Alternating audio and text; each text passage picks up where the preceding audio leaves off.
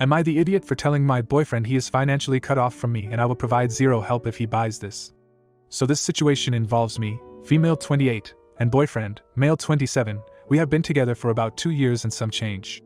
We live together and split all the main bills, but the rest of our paychecks we keep separate and spend how we wish. Typically this works fine, but despite him earning the same, sometimes more, than me, he is not great at budgeting. He gets takeout almost every day, buys coffee out every single day, sends his god-awful abusive mom money whenever she asks, etc. And I've had to help him out with money multiple times, but the real issue started when he brought up wanting to buy a pug puppy. Now, I work in veterinary medicine, lead VT at my clinic, and frequently see firsthand the suffering these dogs go through due to bad breeding, and even just their breed's standard anatomy. Plus they are prone to so many chronic expensive health issues. And I've found over the years that no matter what the other person says, if you work in my field and they get a pet, a lot of the harder care aspects, like medical, will fall on you. And honestly, I find buying a pug at all to be unethical and something I am not okay with. I certainly wouldn't be willing to bring them into my clinic and shoulder the responsibility, which I know would happen. I love my BF, but this is a guy who thought neutering a dog involved removing their penis and even says he knows nothing about animals until I met you. Who is going to have to manage the situation when this dog has chronic allergic dermatitis/otitis or IVDD or one of the other million issues they typically end up having? Me. I already know it. I explained all this to him, and he got quite upset with me for completely shutting down what he wants. I told him a small mid dog isn't out of the question, just not a pug or other brachycephalic dog and not a puppy. They are far too much of a time and effort commitment than either of us can provide and wouldn't be good for anyone. I don't like to admit that I pulled the "this is literally my career field and I know what I'm talking about" when he kept repeating. Well, you don't know that. Because yeah, I kinda do. I'm also not proud of this.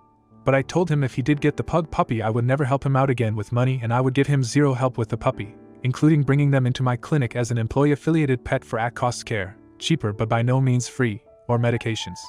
He was pretty shocked when I said this and left our apartment to go cool off.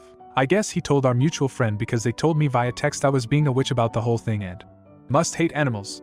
All my coworkers agree with me, but I know they are obviously biased. Am I the idiot? Edit to add. This mutual friend was his best friend before we started dating and they became my friend also. Or at least I thought they were. While what they said is shitty and not okay, I have a hard time believing my BF actually called me that to him. Even when we argue, not often, but happens, he has never used any language like that or anything even remotely disrespectful. I would not tolerate that. He is immature at times, but never like that. Another edit to address some common things in the comments. My clinic is actually part of a shelter.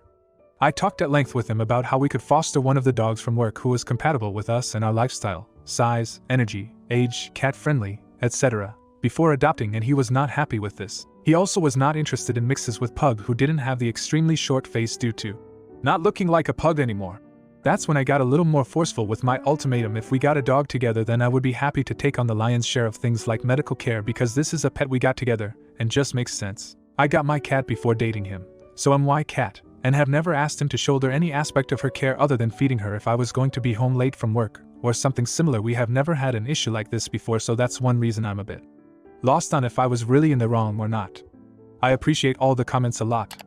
I'll be in the comments, but I think this addressed the most common inquiries now. For a few comments before an update. Not the idiot. If you won't consider your professional opinion, backed up by even casual research, then perhaps drawing this boundary will make him realize this is not a capricious decision on your part. Comment 2. Not the idiot. I have been in a fair share of relationship fights over animals, and it's not always easy, but it's a path many cross. It's one thing if he already owned the pup before getting together, but getting an animal while in a relationship has to be a decision made by both parties. Now for the update. So I didn't dump him yet, after we had a long talk. Could we still break up? If I don't see a lasting change from him, yes, but we aren't there yet, and him admitting he fricked up is a big part of that. And no, a pug puppy is not happening. Turns out the dog he had as a child, D, was a pug, and was devastated when D died. He never really liked talking about D, and I never pried. He cried a lot once he started talking about D, thought D was always very healthy. So when I was going on about the health issues with pugs, he assumed that it was overblown and I was just being overly cautious. Since D was healthy, and he wanted a dog that looked like him, brought on after Mom had found his old collar, I got a gut feeling. So I kept trying to, as kindly as possible, ask questions about D. How often they took him to the vet, if he had any photos, etc. It turns out he couldn't remember a single time this dog went to a vet. If a vet never diagnoses an issue, it doesn't exist, right? And once he found some old photos, I pointed out the dog clearly had ocular issues, likely untreated KCS with ulceration, and eventually went blind, sat in a way that indicated hip issues, even remembered a time that the dog collapsed after playing in the yard but he got up again a while later, so his mom said he was fine. Once I spelled all this out to him, he looked like someone had slapped him across the face and just said he was so sorry. He was just like all those awful owners I tell him about, etc. He was a kid. He shouldn't have been expected to manage that dog's veterinary care. But now that he's an adult, he needs to look at the situation logically, and I was extremely hurt he gave zero shits about my professional opinion. I get that enough from owners at work, don't need it from my BF. He apologized and said he doesn't think he is ready for a dog after all, and when the time comes, he's happy with looking at dogs from the shelter I work at. So, the issue with his friend. I did something I had never done before, asked to see his phone, their messages. A friend got a very one-sided version of events, thinking I unfairly vetoed him, but never used any derogatory language. Showed him what this friend sent me and he was pretty taken aback, told me he would deal with it. If he doesn't, this relationship cannot continue and money. That was hard. Tried to be gentle, but it feeds into a deeper issue with his mom, not a new issue, and I told him enough is enough and I can't keep supplementing his income because he gives so much to her. Something happens and suddenly has a big medical bill. Car randomly breaks down? Obviously I would help him. Money for psycho mom? No, done. Her or me. He chose me, going no or low contact with her, and absolutely no money, even if she does her manipulative BS. We'll see if he holds to that. If he doesn't, he knows I'm done. Comment 1. You're the idiot. It's not your place to dictate what kind of pet your boyfriend can have based on your professional opinion. While you may have concerns about the breed, it's ultimately his decision to make. Threatening to cut him off financially and refusing to help with the puppy is manipulative and controlling. Respect his autonomy and find a compromise that works for both of you. Comment 2. Sometimes a dog is just a dog. And sometimes it's not. Sounds like a super productive conversation and a mature response to conflict, even if he is pretty naive about dogs. Now, for the next story. Am I the idiot for how I responded to a friend at my friend's birthday dinner? Hello, I am part of a friend group of 5 girls, all 20 to 22 years old. We live in Europe and this post is translated to English. My friend A had her birthday dinner with the group yesterday. A's friend, B, is 22 and a stay-at-home mom. I am a university student. Yesterday, when B arrived late, she looked at me and said, "You look like shit." Not very nice but true, so fair enough because I really looked like poop. Why? I have a lot of courses that I have to attend and I cannot delay them. The exams are coming. I am studying for more than 90 hours per week without counting the lectures. I am also working, although only 3 hours a week, with preparing at home for at least 2 more hours. I am stressed and I fear that I cannot pass these exams. I kind of developed insomnia due to the stress, so I have not slept for the last 3 to 4 days, and you can see it in my face. I am starting to think that if I die right now, at least I don't have to do the exams, but I think I will feel better again after the exams. I didn't even want to go to dinner because I just have so much to do, but I care about us, so I went. I said, "Yeah, I am very tired from studying." She laughed and said her usual mantra. "You don't know what tired is. I have 3 kids. Talk again about it when you also have 3 kids. You could have at least put on some makeup." Now, I don't really know what happened to me because we are all used to this kind of comments from her, but I snapped. I told her exactly how tired I am. I told her that she isn't the only one tired and that her gatekeeping being tired is annoying and also shows what a selfish person she is, and that being empathetic for one time would not kill her. I followed saying that I am without doubt more tired than her, since all her kids are out of the house for 10 hours a day, good daycare since her husband has a good job, and all she has to do is cleaning and not even cooking because her husband does this. Moreover, she has her mother-in-law taking care of night duties, because she and hubby are too tired. She told us all of this herself, while I have to clean and cook and do it all by myself. I think at the end I was kind of screaming because when I looked around, people were staring at us.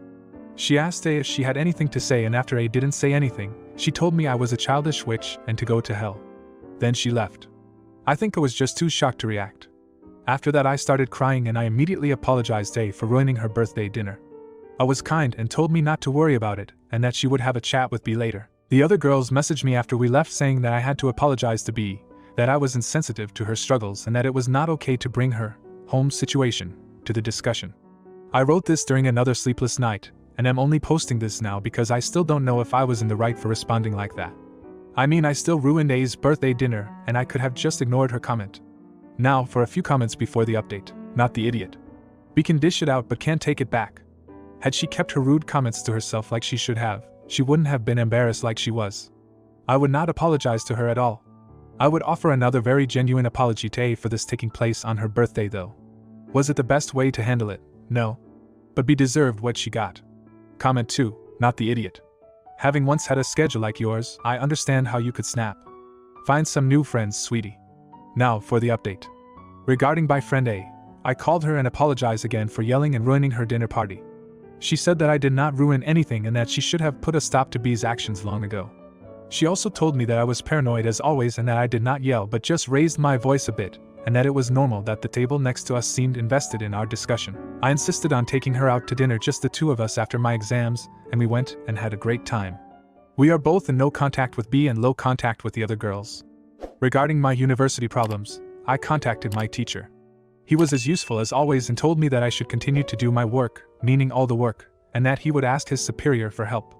I did not hear back from him before my presentations. At that point I was angry and bitter about all the work I had to do, so I said, screw them, and signed everything with my name only and presented it alone with my colleagues standing next to me completely silent.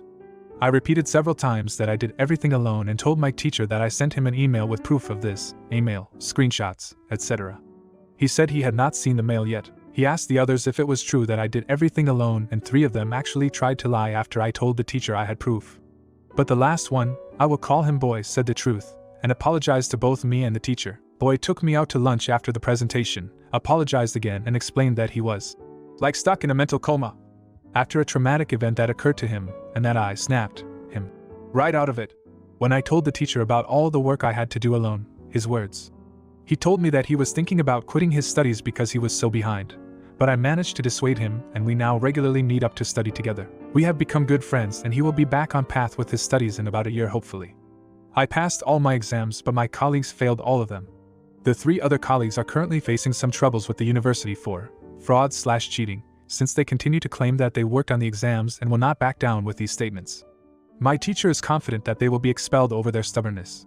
Boy is okay, as he admitted everything and just failed the exams. I can sleep again and I am happy. This is all. Thank you all again. Comment 1. This is a great update, and I'm really proud of you for standing up for yourself at school and for learning the value of prioritizing friends who reciprocate care. You handled all of this really well, and I really hope that your workload becomes more reasonable as you continue to push back on those who may try to shirk their responsibilities. Comment 2. First, dinner story is awesome. Some parents need reminding that we all go through times of no sleep. Second, good on you for standing up for yourself.